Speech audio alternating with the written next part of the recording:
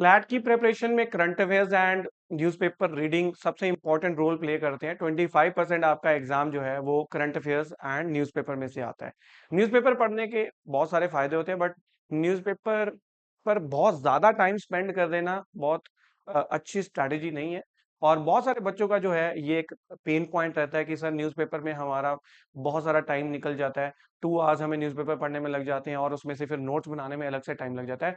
But आपको tension लेने की जरूरत नहीं है। आप रजिंद्रा लॉ अकेडमी के चैनल पर daily the Hindu newspaper analysis watch कर सकते हैं, जिससे आपका काफी टाइम सेव हो जाएगा। और यहाँ पर सिर्फ हम एग्जाम पॉइंट ऑफ व्यू से जो इंपॉर्टेंट आर्टिकल्स हैं वही आपको पढ़ाते हैं, जिससे आपका टाइम सेव होगा and you can devote that time to the other sections.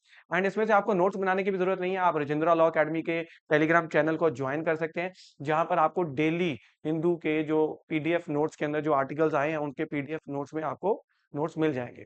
चलिए, और याद रखिए कि आपको हार्ड वर्क करना है, बट हार्ड वर्क के साथ साथ स्मार्ट वर्क करना है, स्मार्ट स्टडी करनी है। चलिए, without wasting time let's start with today's the Hindu newspaper analysis. 14 मई का ये न्यूज़पेपर है और सबसे पहले हमारे सामने ये न्यूज आती है कि जो तमिलनाडु के अंदर हाल ही में इलेक्शन हुए थे, वहां पर टीवीके जो पॉलिटिकल पार्टी है, तमिलनागा वेतरी कजाजम, जो कि वहां के एक तमिलनाडु के जो एक एक्टर हैं सी जोसेफ विजय, 3 साल पहले ये पार्टी बनी थी और इसकी पॉपुलैरिटी इतनी बढ़ गई कि इन्होंने फर्स्ट टाइम ही जब इलेक्शंस लड़े तो इनको TV K emerged as the single largest party in Tamil Nadu, और उन्होंने एक कोalition गवर्नमेंट फॉर्म करी है। आज तक तमिलनाडु के अंदर कोalition गवर्नमेंट नहीं फॉर्म हुई है, वहां पर डुओपोली चलती थी। डुओपोली मतलब दो पार्टीज के बीच में ही पावर शिफ्ट होती रहती थी। One was DMK, Dravid मुनेत्रा Kazhagam, जिसके फॉर्मर चीफ मिनिस्टर एम के स्टालिन इसके हेड है, और AIADMK, ठीक है, ऑल इंडिया अन्ना द्राविड मुनेत्रा कजागम। ये दो ही रीजनल पार्टीज हैं जिनके बीच में पावर जो है ट्रांसफर होती रहती थी।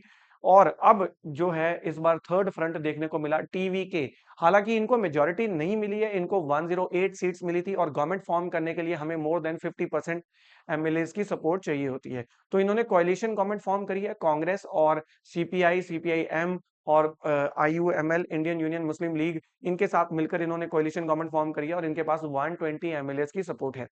अब हुआ क्या है, कंट्रोवर्सी चल रही थी। जब जब भी कोई इलेक्शंस होती हैं और हंग पार्लियामेंट, हंग असेंबली आ जाए, नॉट पार्लियामेंट, हंग असेंबली या फ्रैक्चर्ड मैंडेट हम उसको बोलते हैं, जो कि मैं आपको यहाँ पर मैं बताता हूँ आपको।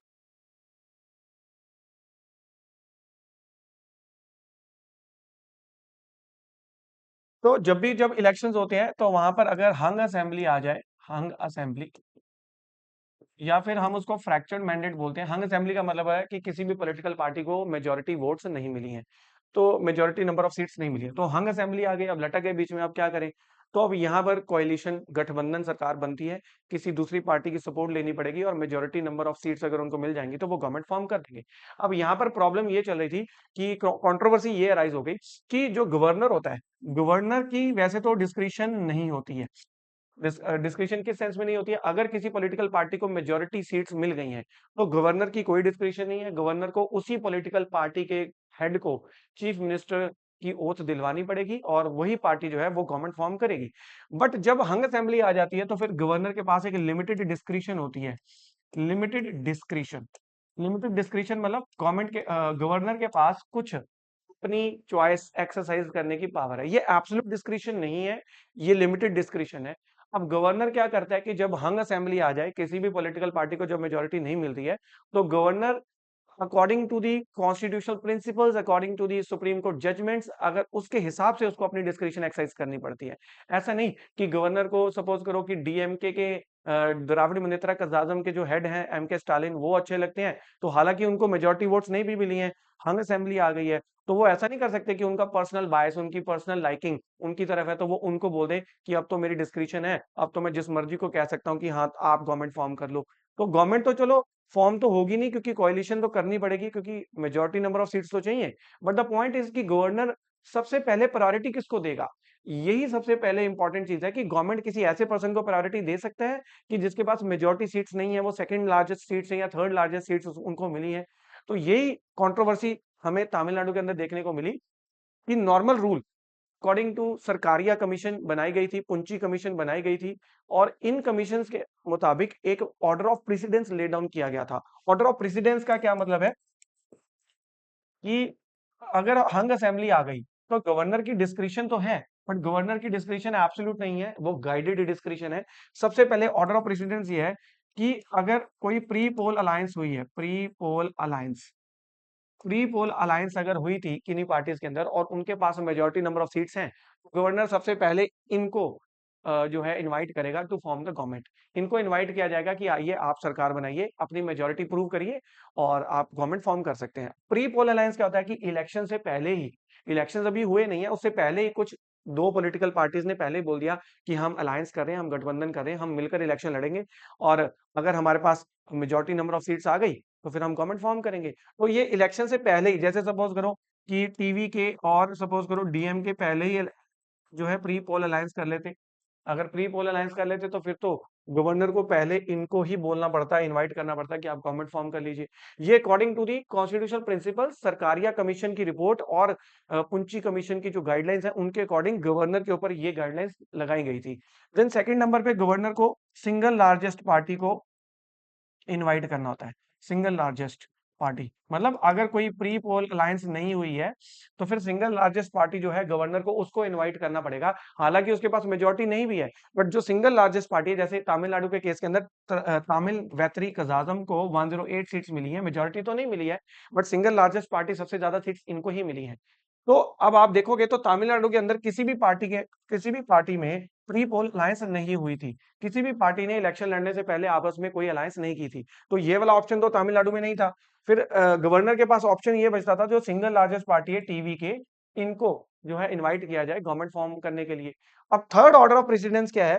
थर्ड ऑर्डर ऑफ प्रेसिडेंस ये है कि भाई अगर ये भी नहीं है, सिंगल लार्जेस्ट पार्टी मान लो इसको इन्वाइट किया और ये गवर्नमेंट फॉर्म नहीं कर पाई, मान लो इनको इनवाइट किया और ये गवर्नमेंट नहीं फॉर्म कर पाए, इनके साथ इनके क्योंकि इनके पास मेजोरिटी नहीं है ना, तो इनको किसी और पार्टी ने समर्थन नहीं दिया। जब नहीं दिया तो मेजोरिटी सीट्स इनके पास नहीं आई, तो नहीं आई तो ये गवर्नमेंट नहीं फॉर्म कर पाए। तो अब गवर्नर क्या करेगा? अब गवर्नर जाएगा post poll alliance. Post poll alliance भी इलेक्शंस आने के बाद, होने के बाद जो रिजल्ट आया, पोलिंग होने के बाद, अब कुछ दो पार्टीज ने मिलकर या तीन पार्टीज ने मिलकर अलायंस कर ली, गठबंधन कर लिया और मेजोरिटी जो है उन्होंने, उनके जो एमएलए हैं वो मेजोरिटी थ्रेशोल्ड को जो है पूरा कर रहे हैं, ठीक है। तो अब यहाँ पर गवर्नर इनको बुलाएगा। तो ये ऑर्डर ऑफ प्रेसिडेंस था। अब यहाँ पर तमिलनाडु के केस में क्या हुआ कि जो तमिलनाडु के जो गवर्नर थे राजेंद्र अर्लेकर, उन्होंने क्या किया, क्योंकि पोस्ट प्री पोल अलायंस वाला कोई सीन था नहीं तमिलनाडु के अंदर, तो सिंगल लार्जेस्ट पार्टी टीवी को उनको इनवाइट करना चाहिए था। बट टीवी के हेड सी जोसेफ विजय तमिलनाडु के गवर्नर के पास 3 या 4 बार गए। उन्होंने बोला कि I stake the claim to form the government, कि मैं गवर्नमेंट बनाना चाहता हूँ और हम बना सकते हैं गवर्नमेंट। आप मुझे स्वेर इन करिए, आप मुझे ओथ दिलवाइए और हम असेंबली के फ्लोर के ऊपर जाके अपनी मेजोरिटी प्रूव कर देंगे। और रूल भी यही कहता है और सुप्रीम कोर्ट की जजमेंट्स भी यही कहती हैं कि गवर्नर अपनी पर्सनल सेटिस्फेक्शन नहीं कर सकता। गवर्नर गवर्नमेंट फॉर्मेशन के लिए ये नहीं कह सकता कि पहले मुझे सेटिस्फाई करो कि तुम्हारे पास मेजोरिटी नंबर ऑफ एमएलए हैं या नहीं, अगर तुम प्रूव करोगे तभी मैं तुम्हें गवर्नमेंट फॉर्म करने के लिए इनवाइट करूंगा, ऐसा गवर्नर नहीं कर सकता है। बट उन्होंने क्या बोला सी जोसेफ विजय को कि first you prove your majority, पहले आप मुझे रिटर्न साइंड लेटर लेके आइए। 118 एमएलए के आपके पास रिटर्न लेटर होने चाहिए जो आपको सपोर्ट कर रहे हो। अगर आपके पास 118 से ज्यादा एमएलए की, क्योंकि majority number of seats I think 234 234 या 236 सीट्स जो है तमिलनाडु की असेंबली में है। तो अगर आप देखेंगे तो उन्होंने बोला कि पहले आप मुझे रिटर्न लेटर साइन करवा के 118 एमएलए से लेके आइए। और जे की जो ये कॉन्स्टिट्यूशन के बिल्कुल अगेंस्ट है, ऐसा कहीं भी नहीं लिखा हुआ कॉन्स्टिट्यूशन के अंदर कि गवर्नर पहले मेजोरिटी सेटिस्फाई करेगा और उसके बाद जो है गवर्नमेंट जो है स्वॉन इन की जाएगा, उस पर्सन को हम एज ए चीफ मिनिस्टर की ओथ दिलवाएंगे, ऐसा कहीं भी नहीं लिखा हुआ है। तो ये गवर्नर ने जो है कॉन्स्टिट्यूशन की वायलेशन करी। और यहाँ पर अब फिर फाइनली टीवीके ने क्या किया कि टीवीके ने कांग्रेस की सपोर्ट मांगी, CPI, communist party of India, CPIM and Indian union Muslim league की सपोर्ट मिली। एंड फाइनली जब गवर्नर को ये लगा कि हाँ इनके पास सपोर्ट आ गई, फिर उन्होंने उनको स्वेर इन किया और उन्होंने बोला कि आपके पास 72 आवर्स हैं अपनी मेजोरिटी प्रूव करने के लिए। तो मेजोरिटी प्रूव जब पहले ही रिटर्न साइन लेटर ले लिया तो आप कह रहे हैं मेजोरिटी प्रूव करनी है, वो तो करनी है। आपको असेंबली के फ्लोर के ऊपर जाके एमएलए को अपना हैंड रेज करना है या अपनी सपोर्ट दिखानी है। तो जितने एमएलए अगर मेजोरिटी से ज्यादा एमएलए सपोर्ट करेंगे, दैट मींस गवर्नमेंट ने अपनी मेजोरिटी प्रूव कर दी है। उसके लिए मोशन मूव होता है। तो अगर गवर्नमेंट जैसे टीवीके की गवर्नमेंट है तो वो क्या करेंगे कि वो कॉन्फिडेंस मोशन मूव करेंगे। कॉन्फिडेंस मतलब कि जो हाउस है उसका गवर्नमेंट के अंदर कॉन्फिडेंस है, तो अगर ये 50% से ज्यादा एमएलए ने सपोर्ट कर दिया, that means government enjoys the majority, और वो गवर्नमेंट बिल्कुल ठीक गवर्नमेंट है। और अगर अब ये पास होना जरूरी है, ये इसको बोलते हैं फ्लोर टेस्ट, जो कि राजेंद्र अरलेकर जो तमिलनाडु के गवर्नर हैं, उन्होंने ऐसा करने से पहले ही टीवीके से मेजोरिटी का सबूत मांगा कि आपके पास मेजोरिटी है। अब आप बोलोगे इससे फर्क ही क्या पड़ता है? फर्क बहुत ज्यादा पड़ता है, क्योंकि अगर अगर गवर्नर ऐसा आर्बिट्ररी डिस्क्रिप्शन एक्सरसाइज करेगा ना, कि गवर्नर जिस मर्जी को बोल दे कि पहले आप गवर्नमेंट फॉर्म करो, तो it will create a lot of problems. जैसे कि गोवा के अंदर भी ऐसा ही हुआ था। गोवा के अंदर क्या हुआ था कि गोवा के अंदर कांग्रेस के पास आई थिंक 22 सीट्स थी, और बीजेपी के पास आई थिंक 18 या 17 सीट्स थी। अब आप देखिए कि सिंगल लार्जेस्ट पार्टी तो कांग्रेस है। अब यहाँ पर गोवा के अंदर 2024 के इलेक्शन में आई थिंक तो कोई भी प्री पोल अलायंस नहीं थी। अब हंग असेंबली आ गई थी गोवा के अंदर भी, किसी भी पार्टी को मेजोरिटी नहीं मिली थी। अब यहाँ पर कुंची कमीशन, सरकारिया कमीशन के रूल ऑफ प्रेसिडेंस के अकॉर्डिंग गवर्नर को, जो सिंगल लार्जेस्ट पार्टी है, कांग्रेस को पहले इनवाइट करना चाहिए था कि आप गवर्नमेंट फॉर्म कर सकते हैं, तो आइए अपनी मेजोरिटी प्रूव करिए, अगर आप प्रूव कर लेंगे तो आप गवर्नमेंट फॉर्म कर लेना। बट यहाँ पर गवर्नर ने क्या किया, अपनी डिस्क्रिप्शन एक्सरसाइज करी, और उसने सिंगल लार्जेस्ट पार्टी को इनवाइट नहीं किया, रादर उसने बीजेपी को इनवाइट कर लिया, कि बीजेपी को बोला कि आप आइए और आप अपनी मेजोरिटी प्रूव करिए। और बीजेपी ने उस टाइम तक किसी दूसरी पार्टीज के साथ अलायंस करने के बाद वो उन्होंने अपनी मेजोरिटी प्रूव कर ली। जबकि बनता ये था कि सबसे पहले लार्जेस्ट पॉलिटिकल पार्टी जिसके पास सबसे ज्यादा सीट्स है उनको बुलाया जाए। अब ये मैंने आपको न्यूज कंट्रोवर्सी बताई, जो कि हमने पुरानी क्लासेस में ये कवर किया हुआ है। आप यहाँ पर देख सकते हैं कि Vijay wins the floor test with 144 votes and AIADMK divided। AIADMK divided का मतलब ये है कि भाई AIADMK जो है, AIADMK ये रीजनल पार्टी है, ऑल इंडिया अन्ना द्राविड़ मुनेत्र कजागम, इनको टोटल 47 सीट्स मिली थी। तो ये थर्ड नंबर पे आते हैं। नंबर 1 पे टीवीके को मिली, दूसरे नंबर पे डीएमके को मिली, और तीसरे नंबर पे इसको मिली।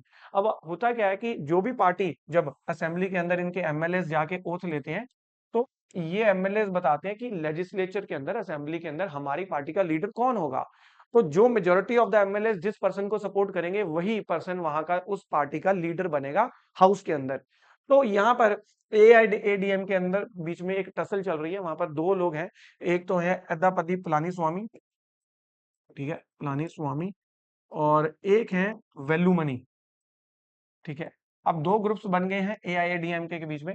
47 एमएलए में से 17 एमएलए, या सपोज वैसे 17 था, आज शो हो रहा है कि 20 एमएलए है लगभग।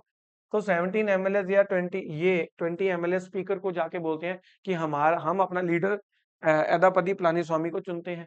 और बाकी के जो ऑलमोस्ट 27 टू या 30 एमएलए हैं, वो कहते हैं कि हम वेलुमनी को अपना लीडर चुनते हैं, एआईएडीएमके का लेजिस्लेचर के अंदर ये हमारा लीडर होगा। तो इसके ऊपर ये डिवाइडेड है। और अब जब ये फ्लोर टेस्ट हो रहा था, तो टीवीके के पास ये जो तमिल वेत्री कजाजम जो है, सी जोसेफ विजय की जो ये पार्टी है, इनके पास वैसे टोटल सीट्स तो 120 हुई, कांग्रेस की सपोर्ट लेकर, सीपीआई की सपोर्ट लेकर, पर फिर भी इनको 144 सीट्स कैसे मिल गई? मतलब 144 एमएलए ने इनके फेवर में कैसे वोट कर दिया कॉन्फिडेंस मोशन के अंदर? उसका रीजन यही है कि जो ये वैल्यू मनी ग्रुप था, जो वैल्यू मनी ग्रुप है, जो ये एमएलए हैं, ये एआईएडीएमके के एमएलए हैं, और इन्होंने इनको सपोर्ट करी है, जिसकी वजह से 144 इनको सीट्स, यहाँ पर सीट्स कह रहा हूं मैं, इनको वोटें इनको मिली है यहाँ पर। अब यहाँ पर दूसरा सबसे इंपॉर्टेंट हमारे लिए आर्टिकल ये हो जाता है कि सेंट्रल गवर्नमेंट ने गोल्ड और सिल्वर के ऊपर कस्टम ड्यूटी को डबल कर दिया है। पहले 9.9% थी, अब 18% हो गई है। तो इंडिया में गोल्ड महंगा हो गया है। इससे पहले कल के न्यूज़पेपर के अंदर मोदी जी ने ऑस्टेरिटी अपील की थी। ऑस्टेरिटी अपील का मतलब है कि आप फालतू खर्चा मत करिए, गोल्ड मत खरीदिए, आप फॉरेन डेस्टिनेशन पे मत जाइए, फॉरेन टूरिज्म मत करिए, आप डेस्टिनेशन वेडिंग्स मत करिए, आप पेट्रोल डीजल की जो यूसेज है उसको कम करिए, आप एडिबल ऑयल की यूसेज कम करिए। ऐसा क्यों? और अब गवर्नमेंट ने गोल्ड के ऊपर कस्टम ड्यूटी बढ़ा दी है, ऐसा क्यों किया गवर्नमेंट ने? तो आप इसको समझिए कि जैसे जैसे एक नॉर्मल हाउस के अंदर हमारा एक एक फैमिली का एक खर्चा होता है। तो उनकी इनकम जो होती है, उसके मदर फादर जो भी कमाते हैं, वो इनकम वो एक वॉलेट के अंदर डालते हैं। ठीक है, सपोज करो एक वॉलेट है, उसके अंदर वो अपनी इनकम सारी जो है, पूरे मंथ की इनकम इसमें पुट करते हैं, और उनका फिर एक्सपेंडिचर जो होता है उसके ऊपर वो एक्सपेंडिचर करते हैं। ठीक है, एक होता है एसेंशियल एक्सपेंडिचर, एसेंशियल जिसका घर में आना बहुत जरूरी है, और एक होता है कि नॉन एसेंशियल है। Non essential non essential in the sense कि वो सिर्फ इन्वेस्टमेंट के तौर पर है ना।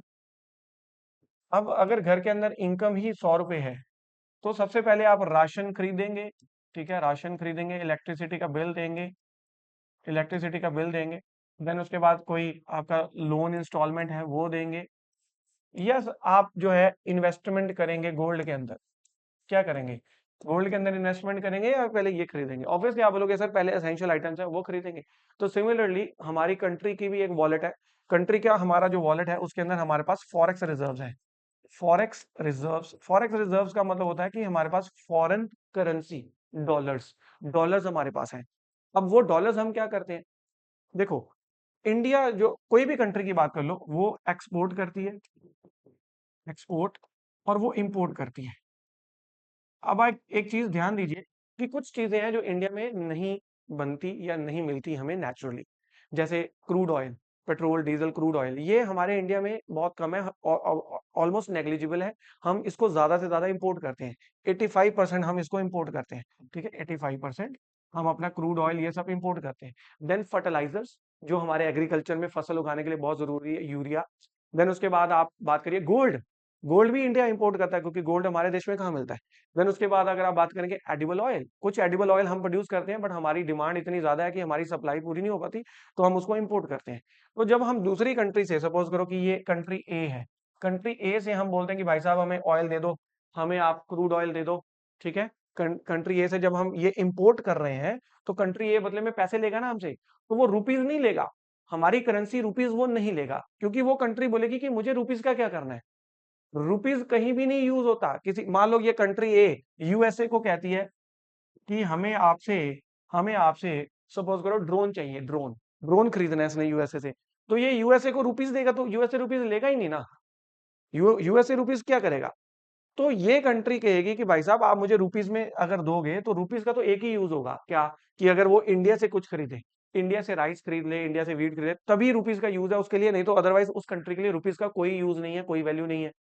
तो फिर कोई ऐसी करेंसी चाहिए जो कि एक यूनिवर्सल करेंसी हो, जो कि किसी देश के अंदर भी उसको दिया जाए और उसका यूज हो जाए।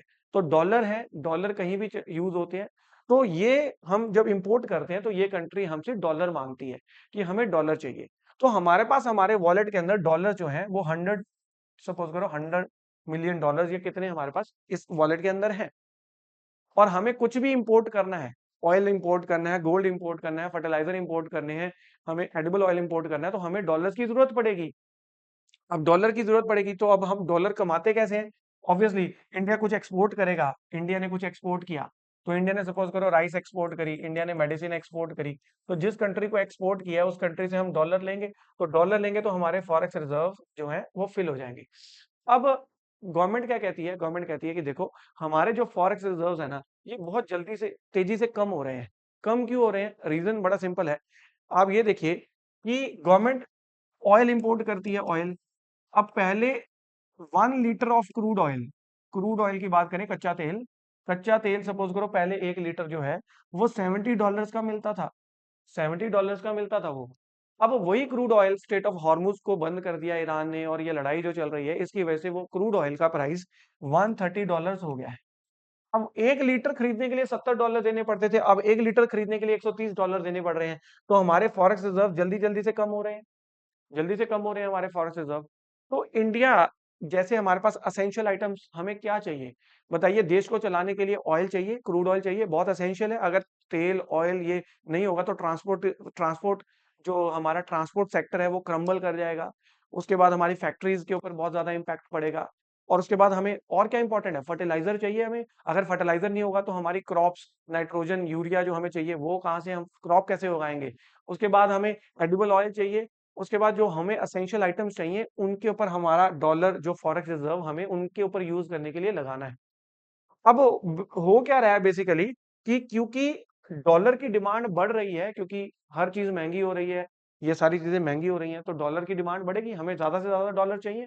जब हम रुपीस देकर डॉलर्स खरीदेंगे तो रुपये की वैल्यू कम हो रही है। रुपये की वैल्यू भी कैसे कम हो जाएगी? तो पहले 1 डॉलर के जो है, सपोज करो 80 रुपीज में 1 डॉलर मिल जाता था। तो जब आप डॉलर की डिमांड बढ़ती जा रही है, बढ़ती जा रही है, डॉलर की डिमांड बढ़ती जा रही है, और हम रुपीस को रुपीस को देकर डॉलर खरीद रहे हैं, तो रुपये की वैल्यू कम हो जाएगी। तो अब 100 रुपये अगर आप दोगे तो 1 डॉलर मिलेगा, 100 रुपीज दोगे तो आपको 1 डॉलर मिलेगा। तो इससे भी यही प्रॉब्लम हो रही है हमारे इंडिया के अंदर कि हमें अपना फॉरेक्स रिजर्व बचाना है। इसलिए गवर्नमेंट ने क्या कर दिया कि गोल्ड के ऊपर इंपोर्ट ड्यूटी बढ़ा दी। अब गोल्ड एक नॉन एसेंशियल आइटम है। गोल्ड अगर हमारे देश में नहीं भी आएगा तो भी काम चल जाएगा। क्यों? क्योंकि गोल्ड इन्वेस्टमेंट पर्पस के लिए यूज किया जाता है मोस्टली। ठीक है, इन्वेस्टमेंट पर्पस के लिए यूज होता है, तो वो अगर नहीं भी आएगा तो वो चल जाएगा। तो गोल्ड महंगा हो गया ताकि गोल्ड इंपोर्ट करें ही ना, और हम एसेंशियल आइटम्स के ऊपर अपने खर्चा करें। तो मोदी जी का यही कहना है कि भाई हमें ये जो गोल्ड जो है इसके ऊपर कस्टम ड्यूटी बढ़ा दी है, तो इससे क्या हो रहा था, हमारा करंट अकाउंट डेफिसिट जो है वो बढ़ रहा था। करंट अकाउंट डेफिसिट क्या होता है उसको हम वन बाय वन इसको डिस्कस करते हैं। आइए देखते हैं। India doubles import tax on the gold and silver. Now let's have a look at this. सीधा ये की फैक्ट्स के ऊपर आते हैं हम। What is current account deficit? सबसे पहले हम करंट अकाउंट डेफिसिट को देखते हैं। What is current account deficit? Current account deficit, basically the current account tracks India's dealing with the world through import, export, exports and of goods and services and remittances. तो current account क्या होता है? जितना भी हम export कर रहे हैं, दूसरी कंट्रीज को बेच रहे हैं, और जितना हम इंपोर्ट कर रहे हैं, दूसरी कंट्री से खरीद रहे हैं, तो क्या क्या बेचेंगे, क्या करते हैं? Goods, services, educational services. तो जैसे एजुकेशनल सर्विसेज या आईटी सर्विसेज, सॉफ्टवेयर सर्विसेज हम देते हैं दूसरे देशों को, तो हम एक्सपोर्ट कर रहे हैं। कुछ चीजें हम इंपोर्ट करेंगे। तो ये सारी चीजें करंट अकाउंट डेफिसिट के अंदर इंक्लूड होती हैं। इंपोर्ट, एक्सपोर्ट एंड उसके बाद रेमिटेंसेस। रेमिटेंसेस क्या है? कि जो इंडिया के लोग बाहर जाके काम कर रहे हैं दूसरे देशों के अंदर, तो वहां जाके वहां से वो डॉलर कमाते हैं, वहां पर वो इंडिया के अंदर अपनी फैमिलीज को भेजते हैं, तो वो भी हमारी कंट्री के अंदर आता है पैसा। करंट अकाउंट डेफिसिट में बेसिकली क्या है कि इंडिया के पास जितना पैसा आ रहा है गुड्स बेच के, सर्विसेज बेच के, रिमिटेंस के रूप में, और एक्सपोर्ट हमने जो किया उसकी वजह से, और इंपोर्ट जो हम कर रहे हैं, तो इंडिया से जो पैसा जा रहा है, तो वो करंट अकाउंट डेफिसिट अगर है, इसका मतलब हमारे इंडिया में फॉरेक्स रिजर्व कम आ रहा है और जा ज्यादा रहा है। इसका मतलब हम इंपोर्ट ज्यादा कर रहे हैं। अब इंपोर्ट ये नहीं कि हमने तेल ज्यादा मंगवाना शुरू कर दिया, हमारे देश में तेल की मांग बहुत ज्यादा हो गई, तेल महंगा हो गया। तेल महंगा हो गया तो ऑब्वियसली हमारा क्रूड ऑयल महंगा हो गया, तो ऑब्वियसली हमें ज्यादा डॉलर देने पड़ रहे हैं। हमें ज्यादा डॉलर, हमारा फॉरेक्स रिजर्व जो है वो बाहर ज्यादा जा रहा है, क्योंकि चीजें महंगी हो गई हैं। और हमारा जो एक्सपोर्ट था, जिसकी वजह से हमारे पास पैसे आने थे, एक्सपोर्ट कम हो रहा है, क्योंकि भाई ग्लोबल इकोनॉमी के ऊपर इम्पैक्ट जा रहा है। तो मोदी जी ने यही बोला है कि when India spends more foreign currency than it earns, this gap is called as current account deficit. तो जब हम फॉरेन करेंसी ज्यादा स्पेंड कर रहे हैं, जितना कि हम अर्न कर रहे हैं, तो उसको बोलते हैं कि हमारा करंट अकाउंट डेफिसिट चल रहा है। डेफिसिट, सरप्लस अगर होता तो हम ये बोलते कि इंडिया एक्सपोर्ट ज्यादा कर रहा है, हमारे पास फॉरेन रिजर्व ज्यादा आ रहे हैं, और हम इंपोर्ट कम कर रहे हैं। हम बाहर वाली कंट्री से कम ले रहे हैं, तो कम ले रहे हैं तो पैसा कम देना पड़ेगा ना उनको, तो फिर उसको बोलते हैं करंट अकाउंट सरप्लस। तो करंट अकाउंट डेफिसिट की हमारे इंडिया में ये प्रॉब्लम चल रही है, जिसकी वजह से गोल्ड के ऊपर ये लिमिट भी लगाई गई है। Then what is trade deficit? Trade deficit में बेसिकली सर्विसेज नहीं आती हैं, रिमिटेंस नहीं आता, सिर्फ गुड्स आते हैं। तो ट्रेड अकाउंट डेफिसिट, जैसे अगर हम बात करें कि बहुत सारी कंट्री के साथ हमारा ट्रेड डेफिसिट है, चाइना के साथ हमारा ट्रेड डेफिसिट है। हम चाइना से गुड्स ज्यादा इंपोर्ट करते हैं और चाइना को बेचते कम है, तो हमारा चाइना के साथ ट्रेड डेफिसिट है। तो ट्रेड डेफिसिट जो है एक छोटी टर्म है, करंट अकाउंट डेफिसिट से एक छोटी टर्म है। करंट अकाउंट डेफिसिट में गुड्स, सर्विसेज, रेमिटेंस सब इंक्लूड होता है, और फिर हम चेक करते हैं कि हम कितना बेच रहे हैं, एक्सपोर्ट कर रहे हैं, और कितना इंपोर्ट कर रहे हैं, और उससे हमारा फॉरेन रिजर्व कितना आ रहा है, कितना जा रहा है। यहाँ पर सिर्फ हमें ट्रेड डेफिसिट के अंदर यही देखना है कि current account deficit it is shorter than, it only includes physical goods. Then उसके बाद फिजिकल डेफिसिट हमारे काम का नहीं है। फिजिकल डेफिसिट इज, मैं आपको बता देता हूँ, गवर्नमेंट गवर्नमेंट अपनी कंट्री के अंदर कितना खर्चा कर रही है और उसकी इनकम कितनी है। गवर्नमेंट की टैक्स के थ्रू इनकम आती है, टैक्स कलेक्ट करती है गवर्नमेंट। देन गवर्नमेंट की लोन जो है, गवर्नमेंट लोन लेती है, वो भी गवर्नमेंट की एक तरह की इनकम है।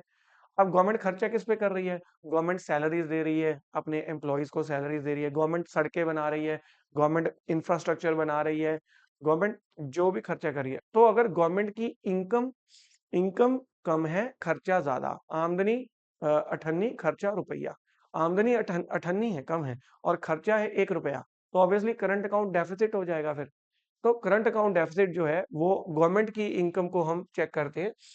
तो Deficit is about India's dealing with the fiscal deficit is different from current account deficit. Current account deficit अभी जो हमने पढ़ा, it is India's dealing with the outside world. हम दूसरे देश को कितना एक्सपोर्ट करें, कितना इंपोर्ट करें, उससे हमारे फॉरेन रिजर्व कितने आ रहे हैं.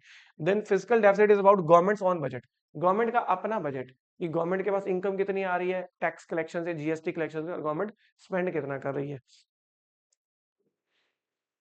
तो यहाँ पर आप देख सकते हैं government of India spend 100 on salaries, roads, subsidies and welfare but earns only ₹80 from taxes. तो गवर्नमेंट सैलरीज पे, रोड पे, सब्सिडीज पे इतना खर्चा कर रही है, अगर गवर्नमेंट कमा ₹80 रही है तो ₹20 का गैप है, इसको बोलते हैं physical deficit. Now, what is the government has done? The central government has doubled the effective tax on gold and silver. तो पहले 9.2% था, अब 18.4% कर दिया टैक्स को. This change was made through notifications and अब इससे आगे चेक कर लेते हैं.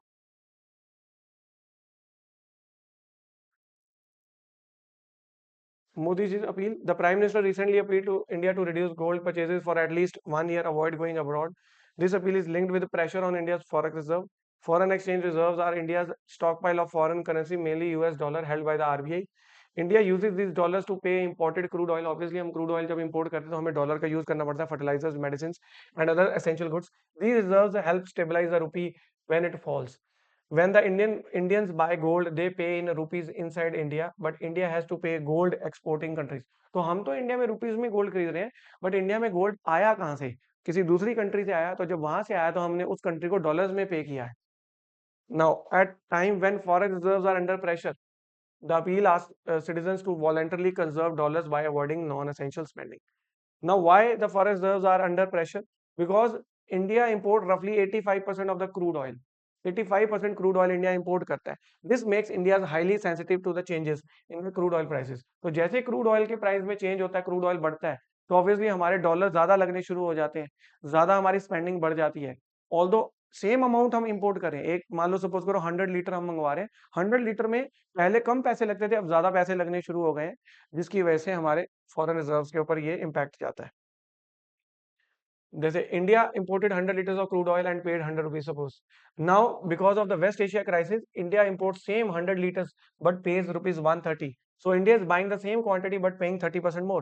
This elevated prices means the quantity may remain the same but the cost rises sharply. The West Asian crisis involving conflict near Israel, Iran, ये जो state of Hormuz की वजह से जो ये क्राइसिस चल रहे हैं, it has many problems. Number one, higher crude oil prices, जिसकी वजह से प्राइसेस अपवर्ड जा रहे हैं. Then supply side disruptions, the red sea, जो सप्लाई चेन डिसरप्शन मतलब क्या, जो सप्लाईज आ रही थी वहां से, ईरान, इराक, सऊदी अरेबिया से, यूएई से जो तेल आ रहा था, वो डिसरप्ट हो गया, वो आ ही नहीं रहा.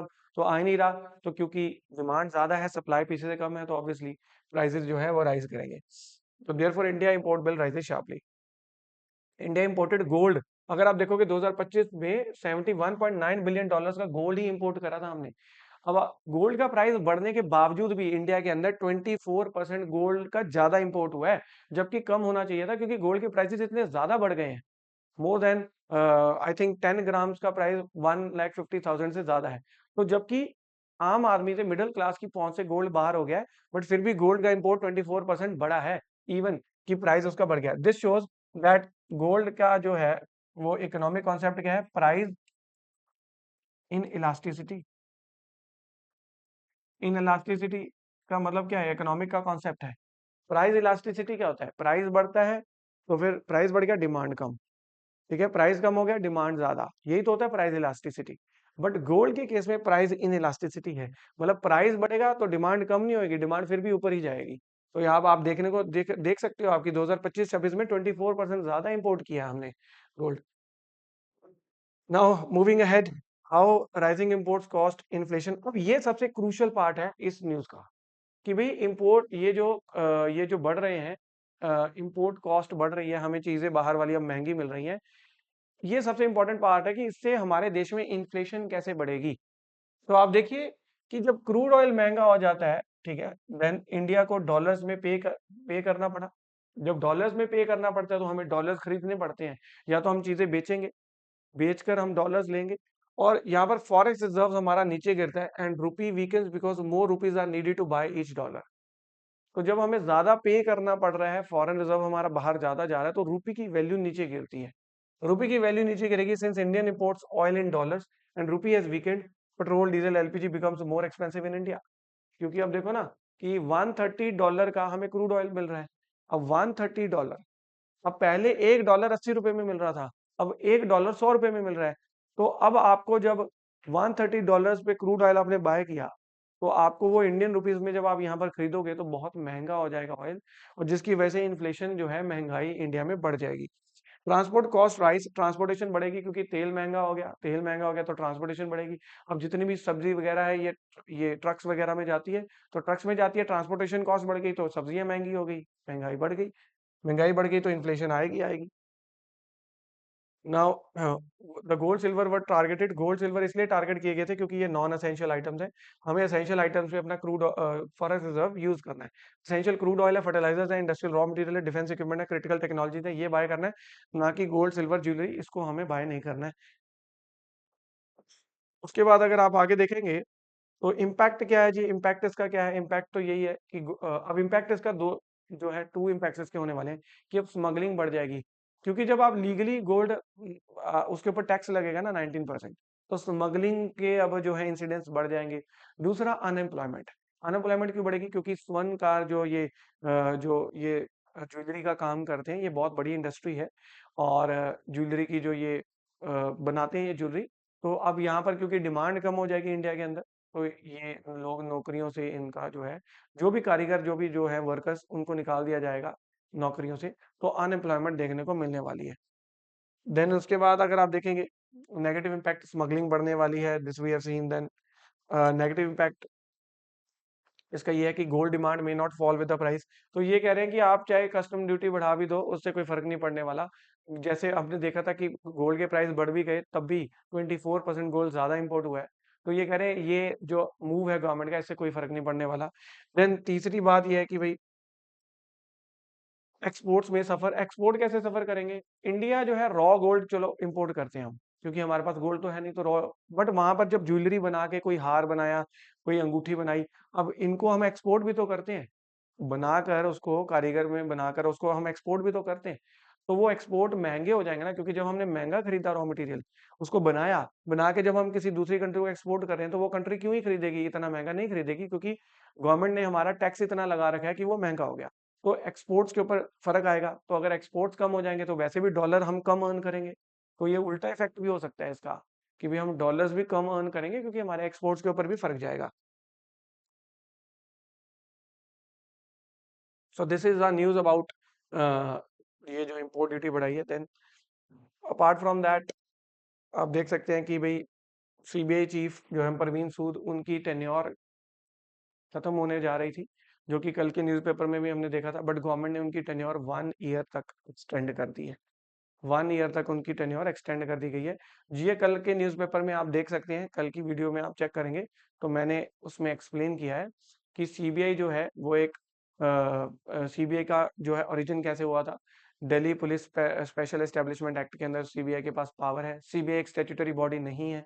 सीबीआई जो है एक प्रीमियर इन्वेस्टिगेटिव एजेंसी है, वो इंडिया के अंदर हाई प्रोफाइल केसेस को इन्वेस्टिगेट करती है, कैसे स्टेट्स के अंदर इन्वेस्टिगेशन, वो सब बताया। बट सीबीआई के डायरेक्टर जो है, हेड जो है, उनको अपॉइंट करने के लिए एक कमेटी होती है, जिसमें prime minister, then second is the leader of opposition, and the third is the chief justice of India और एनी सुप्रीम कोर्ट जज nominated by the chief justice of India. ये कमेटी जो है सो सीबीआई के जो हेड को जो है अपॉइंट करती है। अब सीबीआई के हेड की जो टेन्योर है वो 2 इयर्स फिक्स कर दी गई थी। वो सुप्रीम कोर्ट के केसेस हैं, जो कि कल की क्लास के अंदर 13 मई के द हिंदू न्यूज़पेपर एनालिसिस में आपको ये मिलेगा कि कौन से केस के अंदर सुप्रीम कोर्ट ने 2 ईयर टर्म फिक्स करी थी, कि सीबीआई के हेड की टर्म 2 ईयर मिनिमम होनी ही चाहिए, और मैक्सिमम 5 इयर्स। तो 2 इयर्स तो मिनिमम है, मैक्सिमम एक एक साल करके बढ़ाया जा सकता है 3 बार। तो 2 साल तो मिनिमम है, फिर एक साल बढ़ा दी 3 साल होगी, फिर एक साल बढ़ा दी 4 साल होगी, फिर एक साल बढ़ा दी 5 साल हो गई। तो ऐसा गवर्नमेंट कर सकती है, बट